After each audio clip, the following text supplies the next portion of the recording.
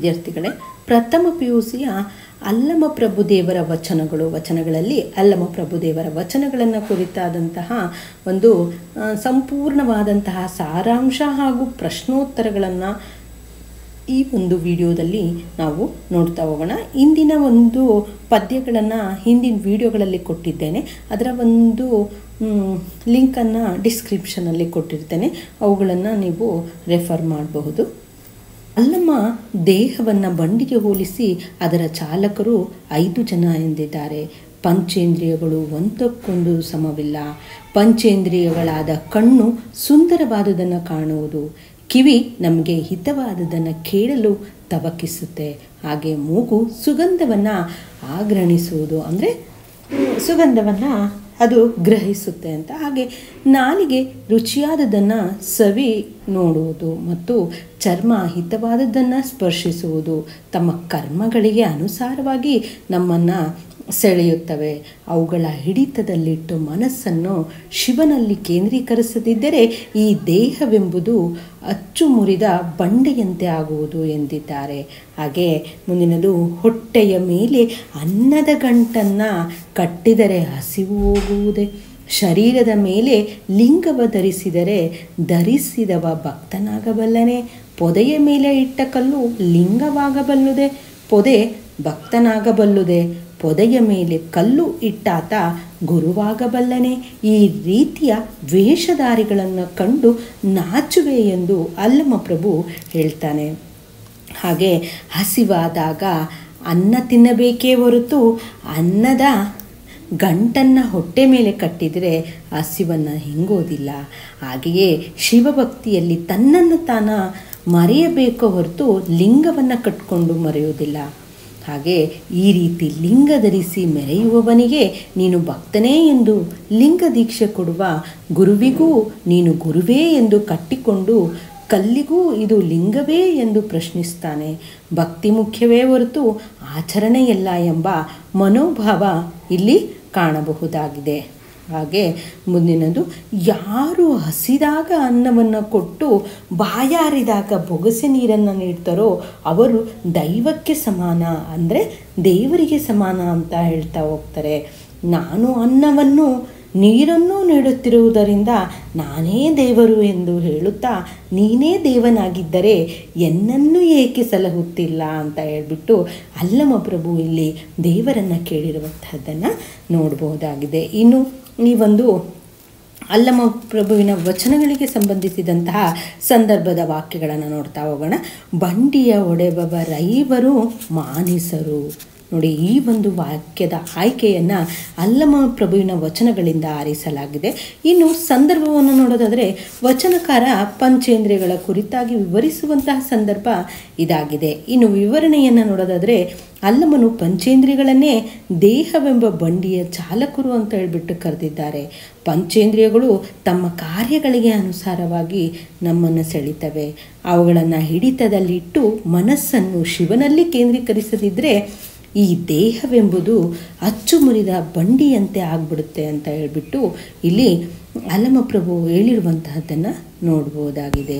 ಹಾಗೆ ಮುಂದೆ ಮೆಳೆ ಭಕ್ತನೇ ಇಟ್ಟಾತ ಗುರುವೇ ಅನ್ನುವಂಥದ್ದು ಈ ಒಂದು ವಾಕ್ಯದ ಸಂದರ್ಭವನ್ನು ನೋಡೋದಾದರೆ ಭಕ್ತಿ ಮುಖ್ಯವೇ ಹೊರತು ಆಚರಣೆಯಲ್ಲ ಅಂತ ವಿವರಿಸುವಂತಹ ಸಂದರ್ಭ ಇದಾಗಿದೆ. ಇನ್ನು ವಿವರಣೆಯನ್ನು ನೋಡಿದಾಗ ಹಸಿವಾದಾಗ ಅನ್ನ ತಿನ್ನಬೇಕೇ ಹೊರತು ಅನ್ನದ ಗಂಟನ್ನು ಹೊಟ್ಟೆಯ ಮೇಲೆ ಕಟ್ಟಿದರೆ ಹಸಿವು ಹಿಂಗಿಸ್ಕೊಳ್ಳಿಕ್ಕೆ ಸಾಧ್ಯ ಇಲ್ಲ. ಹಾಗೆಯೇ ಶಿವಭಕ್ತಿಯಲ್ಲಿ ತನ್ನನ್ನು ತಾನು ಮರೆಯಬೇಕೇ ಹೊರತು ಲಿಂಗವನ್ನು ಕಟ್ಟಿಕೊಂಡು ಮರೆಯುವುದಲ್ಲ. ಈ ರೀತಿ ಲಿಂಗ ಧರಿಸಿ ಮೆರೆಯುವವನಿಗೆ ನೀನು ಭಕ್ತನೇ ಅಂತ ಹೇಳಿಬಿಟ್ಟು ಲಿಂಗ ದೀಕ್ಷೆ ಕೊಡುವ ಗುರುವಿಗೂ ನೀನು ಗುರುವೇ ಎಂದು ಕಟ್ಟಿಕೊಂಡು ಕಲ್ಲಿಗೂ ಇದು ಲಿಂಗವೇ ಅಂತ ಪ್ರಶಸ್ತ ಈ ಮೇಲಿನಂತೆ ಹೇಳಿರುವಂತಹದ್ದನ್ನು ನೋಡಬಹುದಾಗಿದೆ.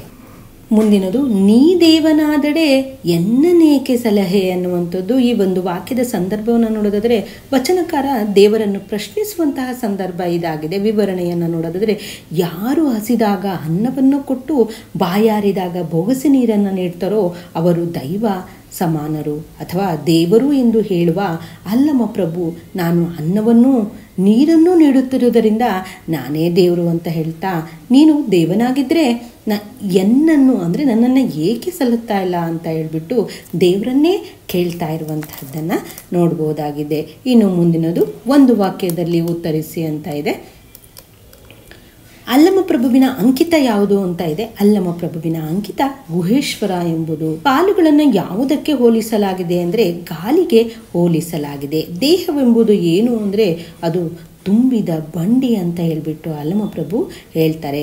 ಕಟ್ಟೋಗರದ ಮೊಟ್ಟೆಯನ್ನು ಎಲ್ಲಿ ಕಟ್ಟಲಾಗಿದೆ ಅಂದರೆ ಕಟ್ಟೋಗರದ ಮೊಟ್ಟೆಯನ್ನು ಹೊಟ್ಟೆಯ ಮೇಲೆ ಕಟ್ಟಲಾಗಿದೆ. ಇಟ್ಟ ಕಲ್ಲು ಎಲ್ಲಿ ಸಿಕ್ಕರೆ ಲಿಂಗವೆಂದು ಹೇಳ್ತಾರೆ ಅಂದರೆ ಇಟ್ಟ ಕಲ್ಲು ಪೊದೆಯ ಮೇಲೆ ಸಿಕ್ಕರೆ ಲಿಂಗವೇ ಅಂತ ಹೇಳ್ಬಿಟ್ಟು ಹೇಳ್ತಾರೆ. ಹಾಗೆ ಹಸಿದಾಗ ಏನನ್ನು ನೀಡಬೇಕು ಅಂತ ಅಲ್ಲಮ ಪ್ರಭು ಕೇಳ್ತಾರೆ ಅಂದರೆ ಹಸಿದಾಗ ಒಂದು ತುತ್ತು ಅನ್ನವನ್ನು ನೀಡಬೇಕು ಅಂತ ಹೇಳ್ಬಿಟ್ಟು ಅಲ್ಲಮ ಹೇಳ್ತಾರೆ. ಇನ್ನು 2-3 ವಾಕ್ಯದಲ್ಲಿ ಉತ್ತರಿಸಿ ಅಂತ ಇದೆ. ಕಾಲು ಮತ್ತು ದೇಹವನ್ನು ಯಾವುದಕ್ಕೆ ಹೋಲಿಸಲಾಗಿದೆ ಅಂದರೆ ಕಾಲುಗಳನ್ನು ಗಾಲಿಗೂ ದೇಹವನ್ನು ತುಂಬಿದ ಬಂಡಿಗೂ ಹೋಲಿಸಲಾಗಿದೆ. ಈ ಬಂಡಿಯನ್ನು ನಡೆಸುವವರು 5 ಜನ. ಇಲ್ಲಿ ದೇಹದ ಪಂಚೇಂದ್ರಿಯಗಳೇ ಚಾಲಕರಾಗಿದ್ದಾರೆ. ಅವರ ಇಚ್ಛೆಯನ್ನು ಅರಿತು ಮುನ್ನಡೆದರೆ ಬಂಡಿಯ ಅಚ್ಚು ಮುರಿಯುತ್ತದೆ ಅಂತ ಹೇಳ್ತಾರೆ.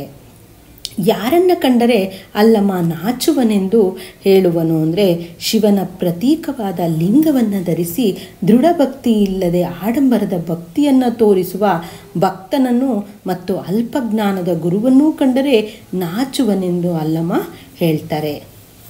ಅಲ್ಲಮ ಏನನ್ನು ನೀಡುವುದರಿಂದ ನಾದೇವ ಅಂತ ಹೇಳ್ತಾರೆ ಅಂದರೆ ಹಸಿದಾಗ ಅನ್ನವನ್ನು ನೀಡುವ, ಬಾಯಾರಿದಾಗ ನೀರನ್ನು ಕೊಡುವ ನಾನೇ ದೇವನು. ನೀನು ದೇವನೇ ಆಗಿದ್ದರೆ ನನ್ನನ್ನು ಏತಕ್ಕೆ ಸಲಹುತ್ತಿಲ್ಲ ಅಂತ ಹೇಳ್ಬಿಟ್ಟು ಅಲ್ಲಮ ಪ್ರಭು ದೇವರನ್ನೇ ಪ್ರಶ್ನಿಸುವಂತಹ ಧೈರ್ಯ ಇಲ್ಲಿ ತೋರಿರುವಂತಹದ್ದನ್ನು ನೋಡ್ಬೋದಾಗಿದೆ. ಇನ್ನು 5-6 ವಾಕ್ಯದ ಪ್ರಶ್ನೋತ್ತರಗಳು. ದೇಹವೆಂಬ ಬಂಡಿಯನ್ನು ಹೇಗೆ ನಡೆಸಬೇಕು ಅಂತ ತಿಳಿಸಲಾಗಿದೆ ಅಂದರೆ ಅಲ್ಲಮ ದೇಹವನ್ನು ಬಂಡಿಗೆ ಹೋಲಿಸಿ ಅದರ ಚಾಲಕರು 5 ಜನ ಅಂತ ಹೇಳ್ತಾರೆ. ಈ 5 ಜನ ಯಾರೆಂದರೆ ನಾವು ಹೊಂದಿರುವಂತಹ ಪಂಚೇಂದ್ರಿಯಗಳು. ಇವುಗಳಲ್ಲಿ ಕಣ್ಣು ಕಾಣುವ ಕಾಯಕವನ್ನು, ಕಿವಿ ಕೇಳುವ ಗುಣವನ್ನು, ಮೂಗು ಸುಗಂಧವನ್ನು ಆಘ್ರಾಣಿಸುವ, ನಾಲಿಗೆ ಸವಿ ನೋಡುವ ಮತ್ತು ಚರ್ಮ ಹಿತವಾದದ್ದನ್ನು ಸ್ಪರ್ಶಿಸುವ ಕಾರ್ಯ ಮಾಡ್ತವೆ. ಆದರೆ ಇವುಗಳನ್ನು ಅವಷ್ಟಕ್ಕೆ ಬಿಟ್ಟರೆ ನಮ್ಮ ದೇಹವೆಂಬ ಬಂಡಿಯ ಅಚ್ಚು ಮುರಿದು ಹೋಗ್ಬಿಡ್ತದೆ. ಹಾಗಾಗಿ ಅವುಗಳನ್ನು ಹಿಡಿತದಲ್ಲಿಟ್ಕೊಂಡು ಮನಸ್ಸನ್ನು ಶಿವನಲ್ಲಿ ಕೇಂದ್ರೀಕರಿಸಬೇಕು, ಜೊತೆಗೆ ಭಗವಂತನ ಕೃಪೆಗೆ ಪಾತ್ರವಾಗಬೇಕು ಅಂತ ಇಲ್ಲಿ ಹೇಳ್ತಾರೆ. ಹಾಗೆ ಆಡಂಬರದ ಭಕ್ತಿಯನ್ನು ಅಲ್ಲಮ ಹೇಗೆ ಖಂಡಿಸ್ತಾರೆ ಅಂತಂದರೆ ಅಲ್ಲಮ ಪ್ರಭು ಅವರು ವೇಷಧಾರಿಗಳನ್ನು ಕಂಡೊಡನೆ ನಾಚುವೆ ಅಂತ ಹೇಳ್ತಾರೆ. ಏಕೆಂದರೆ ಹಸಿವಾದಾಗ ಅನ್ನ ತಿನ್ನಬೇಕೇ ಹೊರತು ಅನ್ನದ ಗಂಟನ್ನು ಹೊಟ್ಟೆ ಮೇಲೆ ಕಟ್ಟಿದರೆ ಹಸಿವು ಇಂಗೋದಿಲ್ಲ. ಹಾಗೆಯೇ ಶಿವಭಕ್ತಿಯಲ್ಲಿ ತನ್ನನ್ನು ತಾನು ಮೆರೆಯಬೇಕೇ ಹೊರತು ಲಿಂಗವನ್ನು ಕಟ್ಕೊಂಡು ಮೆರೆಯುವುದಿಲ್ಲ. ಈ ರೀತಿ ಲಿಂಗ ಧರಿಸಿ ಮೆರೆಯುವವನಿಗೆ ನೀನು ಭಕ್ತನೇ ಅಂತ ಹೇಳ್ಬಿಟ್ಟು ಹೇಳ್ತಾರೆ. ಲಿಂಗ ದೀಕ್ಷೆ ಕೊಡುವ ಗುರುವಿಗೂ ನೀನು ಗುರುವೇ ಅಂತ ಹೇಳ್ಬಿಟ್ಟು ಹೇಳ್ತಾರೆ. ಹಾಗೆ ಕಟ್ಟಿಕೊಂಡಂತಹ ಕಲ್ಲಿಗೂ ಇದು ಲಿಂಗವೇ ಅಂತ ಪ್ರಶ್ನಿಸ್ತಾನೆ. ಭಕ್ತಿ ಮುಖ್ಯವೇ ಹೊರತು ಆಚರಣೆಯಲ್ಲ ಎಂಬುದು ಅಲ್ಲಮನ ಒಂದು ಮನೋಭಾವ ಆಗಿರುವಂತಹದ್ದನ್ನು ನೋಡ್ಬೋದಾಗಿದೆ. ಇನ್ನು ಅಲ್ಲಮ ಪ್ರಭುವಿನ ವಚನಗಳ ಆಶಯಗಳೇನು ಅಂತ ಕೇಳಿದರೆ ಅಲ್ಲಮ ದೇಹವನ್ನು ಬಂಡಿಗೆ ಹೋಲಿಸಿ ಅದರ ಚಾಲಕರು 5 ಜನ ಅಂತ ಹೇಳ್ತಾರೆ. ಪಂಚೇಂದ್ರಿಯಗಳು ಒಂದಕ್ಕೊಂದು ಸಮವಿಲ್ಲ. ಪಂಚೇಂದ್ರಿಯಗಳಾದ ಕಣ್ಣು, ಕಿವಿ, ಮೂಗು, ನಾಲಿಗೆ ಮತ್ತು ಚರ್ಮ ತಮ್ಮ ಕರ್ಮಗಳಿಗೆ ಅನುಸಾರವಾಗಿ ನಮ್ಮನ್ನು ಸೆಳಿತವೆ. ಅವುಗಳನ್ನು ಹಿಡಿತದಲ್ಲಿಟ್ಟು ಮನಸ್ಸನ್ನು ಶಿವನಲ್ಲಿ ಕೇಂದ್ರೀಕರಿಸದೇ ಇದ್ದರೆ ಈ ದೇಹವೆಂಬುದು ಅಚ್ಚು ಮುರಿದ ಬಂಡಿಯಂತೆ ಆಗ್ಬಿಡ್ತದೆ ಅಂತ ಹೇಳ್ತಾರೆ. ಹೊಟ್ಟೆಯ ಮೇಲೆ ಅನ್ನದ ಗಂಟನ್ನು ಕಟ್ಟಿದರೆ ಹಸಿವು ಹೋಗುವುದೇ. ಶರೀರದ ಮೇಲೆ ಲಿಂಗ ಧರಿಸಿದರೆ ಧರಿಸಿದವ ಭಕ್ತನಾಗಬಲ್ಲನೆ. ಪೊದೆಯ ಮೇಲೆ ಇಟ್ಟ ಕಲ್ಲು ಲಿಂಗವಾಗಬಲ್ಲುದೆ. ಪೊದೆ ಭಕ್ತನಾಗಬಲ್ಲುದೆ. ಪೊದೆಯ ಮೇಲೆ ಕಲ್ಲು ಇಟ್ಟಾತ ಗುರುವಾಗಬಲ್ಲನೆ.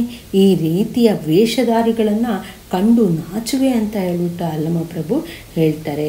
ಹಸಿವಾದಾಗ ಅನ್ನ ತಿನ್ನಬೇಕೇ ಹೊರತು ಅನ್ನದ ಗಂಟನ್ನು ಹೊಟ್ಟೆ ಮೇಲೆ ಕಟ್ಟಿದರೆ ಹಸಿವು ಇಂಗೋದಿಲ್ಲ.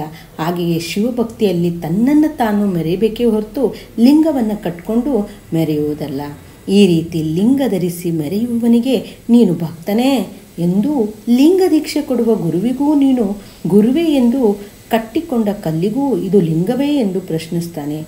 ಭಕ್ತಿ ಮುಖ್ಯವೇ ಹೊರತು ಆಚರಣೆಯಿಲ್ಲ ಎಂಬ ಮನೋಭಾವ ಇಲ್ಲಿ ಕಾಣ್ತದೆ. ಯಾರು ಹಸಿದಾಗ ಅನ್ನವನ್ನು ಕೊಟ್ಟು ಬಾಯಾರಿದಾಗ ಬೊಗಸೆ ನೀರನ್ನು ನೀಡ್ತಾರೋ ಅವರು ದೈವ ಸಮಾನ ಅಥವಾ ದೇವರು ಅಂತ ಹೇಳುವ ಅಲ್ಲಮ ಪ್ರಭು, ನಾನು ಅನ್ನವನ್ನು ನೀರನ್ನು ನೀಡುತ್ತಿರುವುದರಿಂದ ನಾನೇ ದೇವರು ಅಂತ ಹೇಳ್ತಾ, ನೀನು ದೇವನಾಗಿದ್ದರೆ ಎನ್ನನ್ನು ಏಕೆ ಸಲಹುತ್ತಿಲ್ಲ ಅಂತ ಹೇಳ್ತಾರೆ.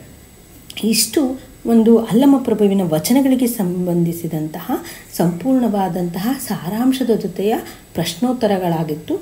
ಮುಂದಿನ ಒಂದು ಪದ್ಯ ಅಥವಾ ಗದ್ಯದ ಪ್ರಶ್ನೋತ್ತರಗಳನ್ನು ಮುಂದಿನ ವಿಡಿಯೋದಲ್ಲಿ ನೋಡೋಣ. ಧನ್ಯವಾದಗಳು.